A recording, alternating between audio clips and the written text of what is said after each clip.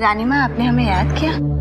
हाँ तारा, तुमने एक कहावत सुनी है कि पुरुष के दिल का रास्ता उसके पेट से होकर जाता है।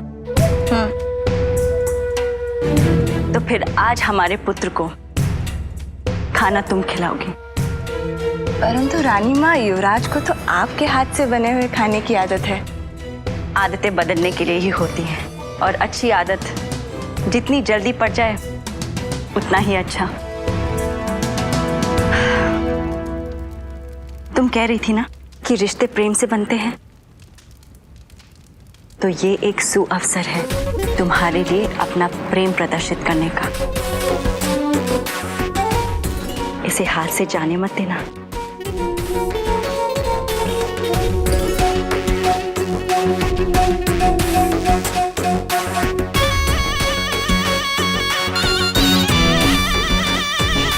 सही कहा माँ जी आपने, इसी अवसर का तो मुझे इंतजार था।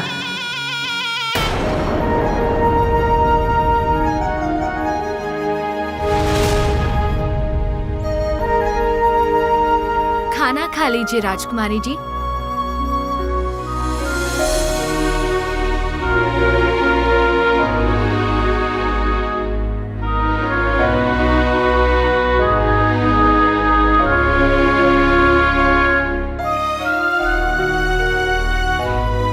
जब राज दरबार में न्याय के सिंहासन पर बैठूंगा तो वहां तुम्हारा प्रेमी वीरेंद्र सिंह नहीं, बल्कि नौगढ़ का युवराज वीरेंद्र सिंह होगा।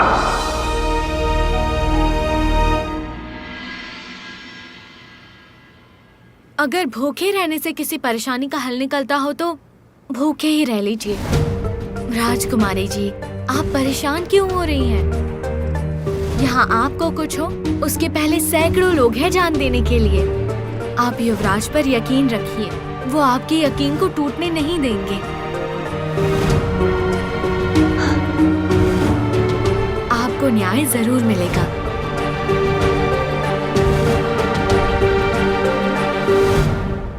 हमें अपने न्याय की चिंता नहीं, फिक्र है तो उसकी जो न्याय करने वाला है। राज वीरेंद्र का राजधर्म एक विशाल पेड़ की तरह है जो सबको छाया तो दे रहा है, पर अपने नीचे एक छोटे से पौधे को पनपने नहीं दे रहा। वो छोटा पौधा हमारा प्रेम है चंपा। ऐसा नहीं है राजकुमारी जी, आप सही इंसान के बारे में गलत सोच रही हैं। हो ना हो आपके प्रेम को किसी की नजर लग गई है।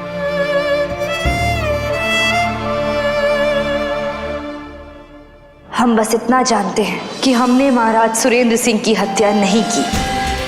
महाराज ने हमें तिलिस्म की कोई किताब पढ़ने को दी और फिर वक्त जैसे थम सा गया। जब होश आया तो हमारे हाथों में खून था और महाराज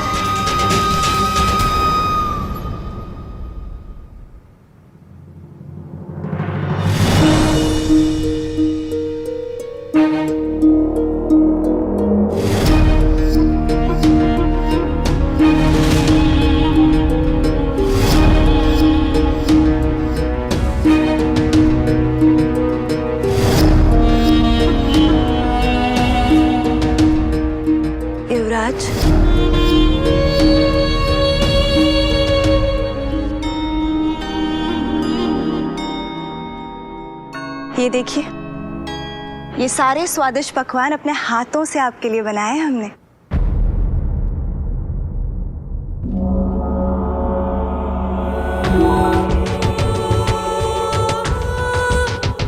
आइए। राजकुमारी तारा, आपने हमारे लिए जो भी किया उसके लिए शुक्रिया, पर अभी हमें भूख नहीं है। रानी माँ ने सही कहा था कि आप बच्चों की तरह हट करते हैं, इसलिए आपको जबरदस्ती खिलाना पड़ता है। चलिए।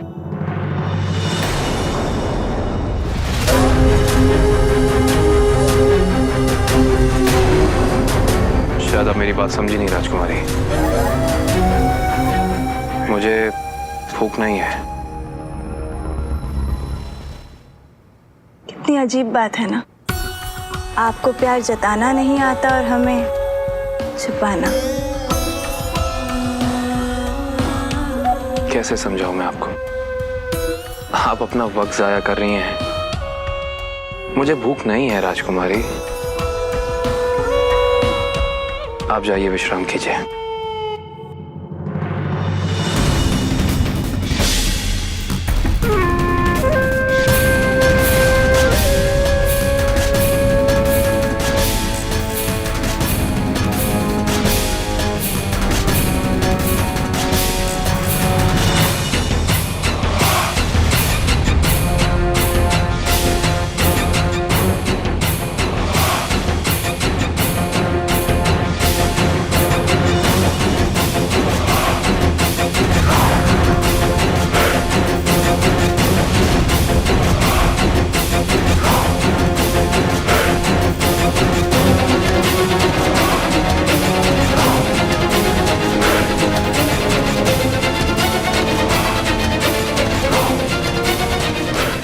खाने से भी क्या दुश्मनी?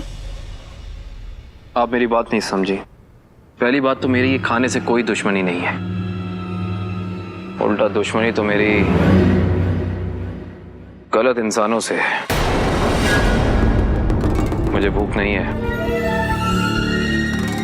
पर इसमें तो मेरा प्यार बसा है, खाइए ना। प्यार कोई शब्द नहीं, उसमें पूरा रिश्ता होता है। मेरे प्यार और मेरी जिंदगी पर किसी और का हक है।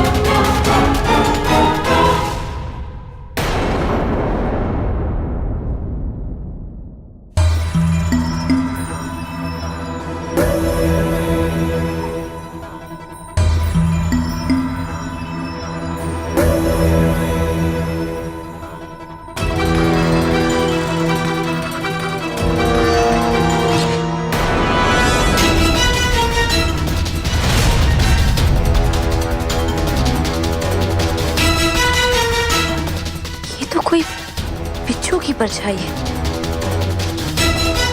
इसका क्या मतलब हुआ? हम दावे के साथ कह सकते हैं कोई वीरेंद्र को नुकसान पहुंचाना चाहता है। लेकिन कौन?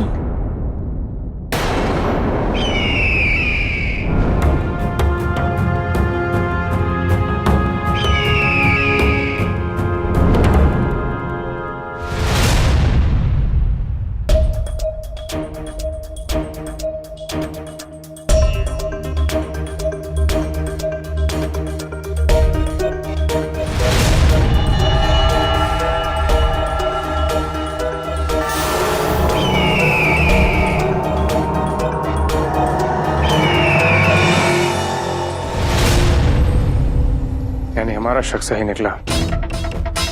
इस जहरदंश के षड्यंत्र के बारे में हमें युवराज को जल्द से जल्द बताना होगा। शाबाश खुदा बख्श।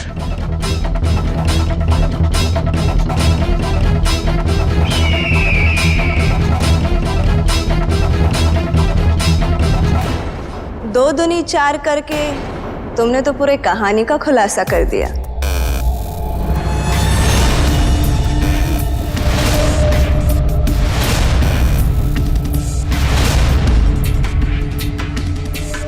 वैसे नाम तुम्हारा किसी ने सही रखा है, तेज सिंह। दिमाग काफी तेज है। हाँ,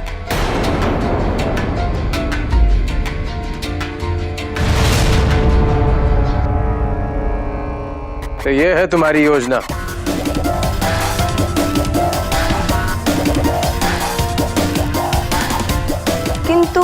कहानी में थोड़ा परिवर्तन है।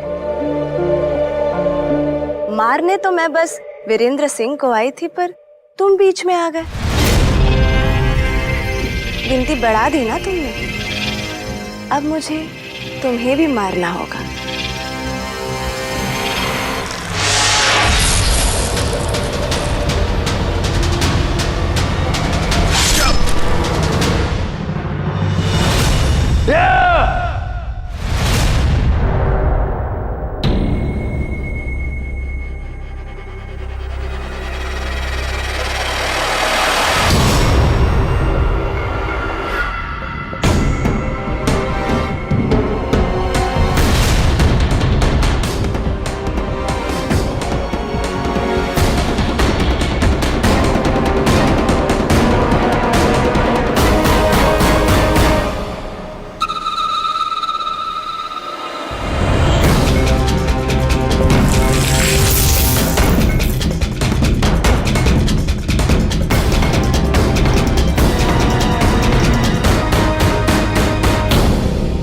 तेज सिंह को हानि पहुंचाना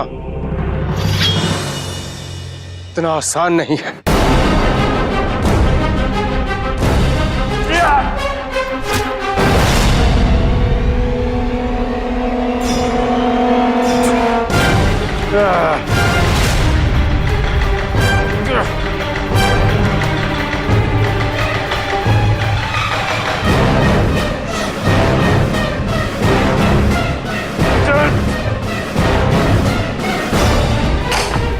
इतना मुश्किल भी नहीं है तेज सिंह।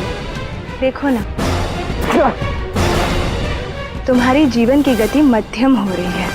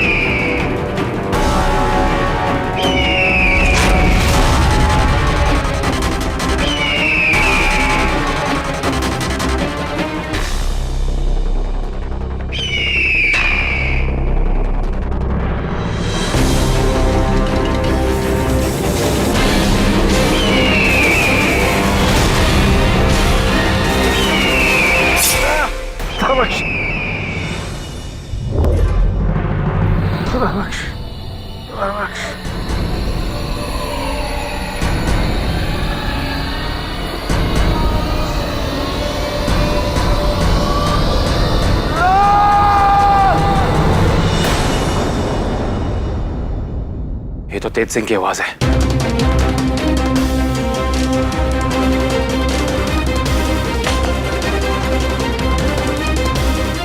तुम मुझे पहचानते नहीं हो तेज सिंह, इसलिए मरते मरते एक मुफ्त का मशवरा ले जाओ। अपने दुश्मन को कभी कमजोर मत समझना, क्योंकि अगर जान नहीं पाए तो जान से जाओगे।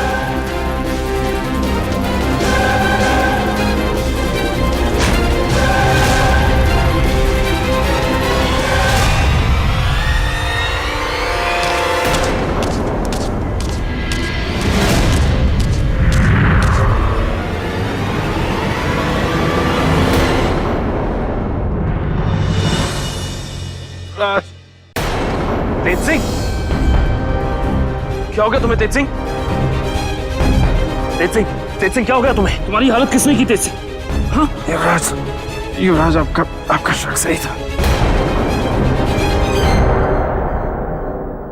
बिच्छू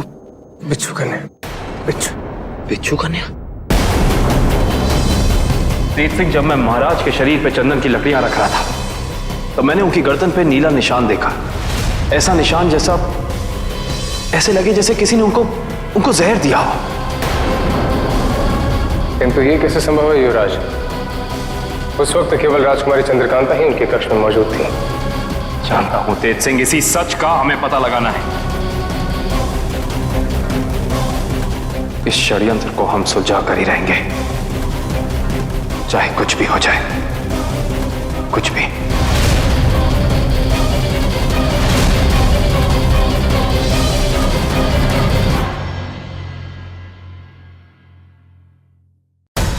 खुदा बख्श, जाने दो उसे। वो बिच्छू तुम्हारा हार नहीं है, जाने दो उसे। बिच्छू कन्या? तेज सिंह, मुझे बताओ इस साजिश के पीछे कौन है? किसका हाथ है? नाम बताओ मुझे उसका। बोलो तेज सिंह, बोलो।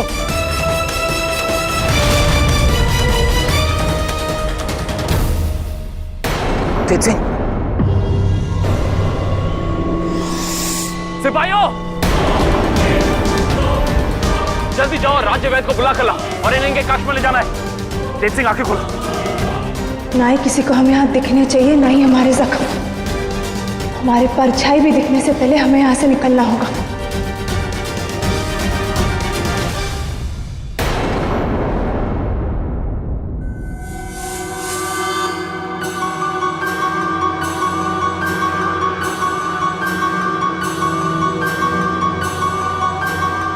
हमें जल्द से जल्द नौगढ़ जाना होगा, क्योंकि इस जहर का साया वीरेंद्र की जिंदगी पर पहले भी पड़ चुका है।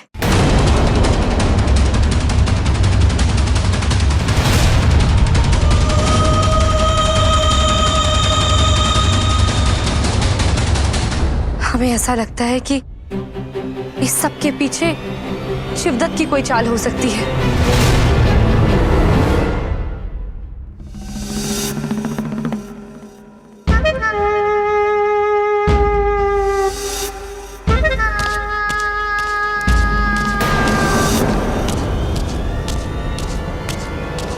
पता नहीं क्या हो रहा है इस महल में, किसकी बुरी नजर लगी है। सब अस्त व्यस्त हो गया है, महल की शांति व्यवस्था सब भंग हो गई है। अब ये कहां से आ गई? हमें हर हाल में महारानी की नजर से बचना होगा। क्या करें अब?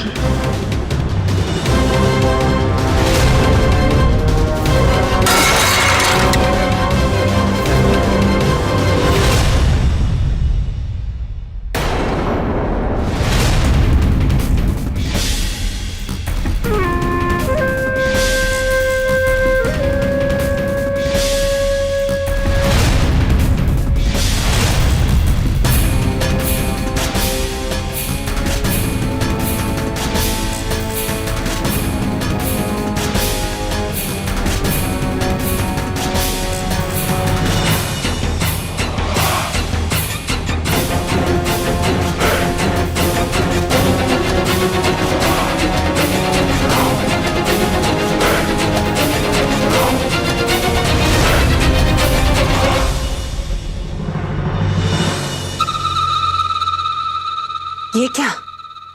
ये तो कोई बिच्छू कन्या है।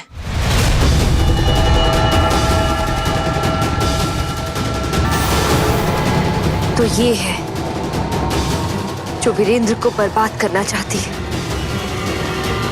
सुरेंद्र सिंह के कमरे में जिस तीसरे की बात मैं कर रही थी, कहीं ये वो तो नहीं?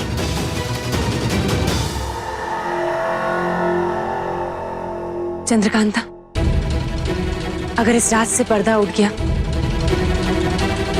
तो तुम खुद को निर्दोष साबित कर सकती हो। मां, हम खुद को निर्दोष साबित कर पाए या नहीं, वीरेंद्र की जिंदगी पर इसका साया नहीं पड़ने देंगे।